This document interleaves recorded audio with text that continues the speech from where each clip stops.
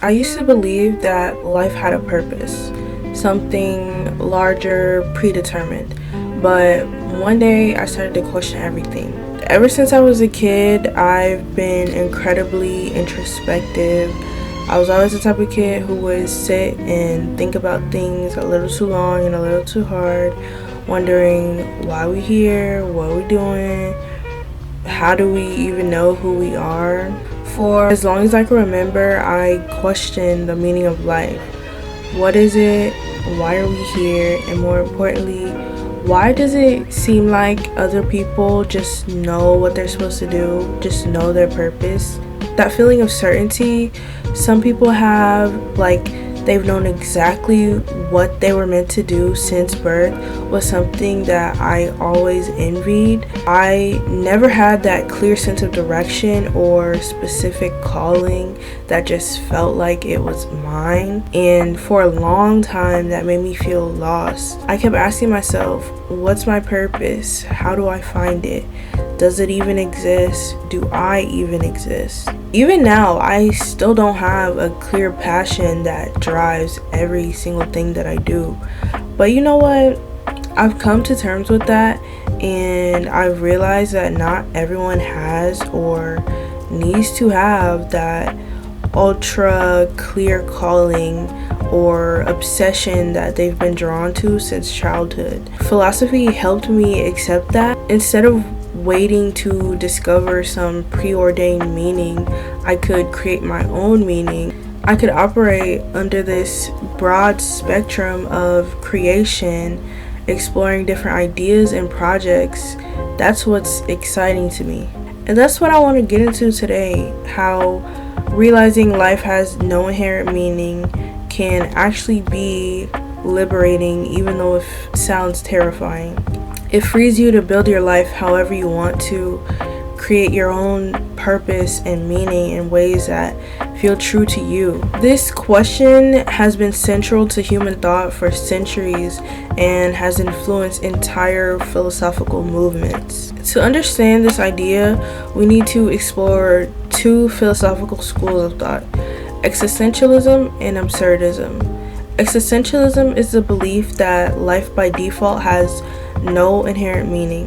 That might sound a little depressing, but existentialists argue that it's up to us to create our own meaning. Think of it like a blank canvas. Nobody tells you how to paint, but you get to choose how to fill it. Existence precedes essence. This famous quote from the philosopher Jean-Paul Sartre captures the core of existentialism. Essentially, what he's saying is that we are born without a predetermined purpose or essence. Unlike an object like a chair, which is designed with a specific function in mind, humans come into the world as blank slates. It's through our actions, choices, and experiences that we define who we are. For me, this idea was eye-opening because it removed that pressure of needing to find some hidden purpose that was always out there waiting for me. Instead, Sartre argues that it's up to us to create the purpose through how we live. This philosophy has deeply influenced popular culture, especially in films that explore these ideas of personal identity and the search for meaning. For example, The Matrix. Neo starts off as an ordinary guy trapped in a routine, but through his actions and decisions, he transforms into the One. His existence didn't have meaning until he actively created it by making choices and embracing the uncertainty of his path. The red pill versus the blue pill decision is a clear representation of existentialism. The idea that you can either continue living in a comfortable illusion or face the uncomfortable truth and define your own meaning in life. Another good example is Fight Club. The narrator's struggle with identity and consumerism is a direct reflection of existentialist ideas. He's dissatisfied with life, feeling like he's trapped in a meaningless cycle, It's only when he rejects societal expectations and starts to act on his own impulses that he begins to carve out his identity. Through destruction and rebellion, he discovers meaning, albeit in a sick and twisted way. The film really taps into the idea that meaning isn't handed to you, you have to go out and create it, even if that process is messy, brutal, and chaotic.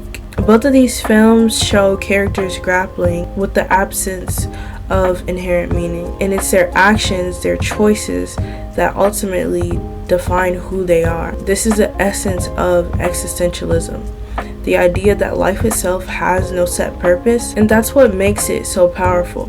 You get to choose what you make of it. On the other hand, absurdism, coined by Albert Camus, tackles a conflict between desire for meaning and the indifferent, chaotic universe. We search for a purpose, but the universe doesn't offer one. According to absurdism, it's this very tension, the absurd, that we need to come to terms with. Once we accept that the universe doesn't provide inherent meaning, we free ourselves to create our own purpose. Camus used the myth of Sisyphus to illustrate the absurd. Sisyphus is condemned to push a boulder up the hill for eternity, but Camus argues that we must imagine Sisyphus happy. Why? Because the act of pushing the boulder itself is a form of rebellion against the absurdity of his existence. In his classic essay, The Myth of Sisyphus, existentialist philosopher Albert Camus compared the punishment to humanity's futile search for meaning and truth in a meaningless and indifferent universe. Instead of despairing, Camus imagined Sisyphus defiantly meeting his fate as he walks down the hill to begin rolling the rock again. And even if the daily struggles of our lives sometimes seem equally repetitive and absurd, we still give them significance and value by embracing them as our own. Just like Sisyphus, we can find happiness in the journey of life, despite its inherent lack of meaning. Personally, I believe life, including human life, exists without a specific predetermined reason. This might sound a little unsettling, but for me, it's a wake-up call, realizing that we're not the center of the universe or even the galaxy frees us from ego and opens us up to the possibility of creating whatever meaning that we want. Take Carl Sagan's pale blue dot idea as an example. We're a tiny speck in the vastness of space, but within that speck, we have the opportunity to define our existence, moment by moment. This is where things get interesting. If life has no inherent meaning, that means we're free to define what life means to us. No right, no wrong, no cosmic script to follow. We get to choose our purpose, whether it's through relationships, creativity, personal growth, or simply enjoying the present moment. Viktor Frankl, a Holocaust survivor and psychologist, said in his book, Man's Search for Meaning, everything can be taken from a man but one thing, the last of the human freedoms. To choose one's attitude in any given set of circumstances. To choose one's own way. Even in the darkest of times, we can still find meaning, and that's something that nobody can take away from us. This perspective empowers us. Think about it. If life had a preset meaning, we'd be locked into it.